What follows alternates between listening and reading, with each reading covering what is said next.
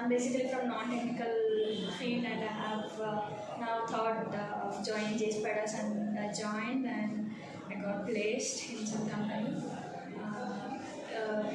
About faculty, they really are very good in teaching compared to colleges.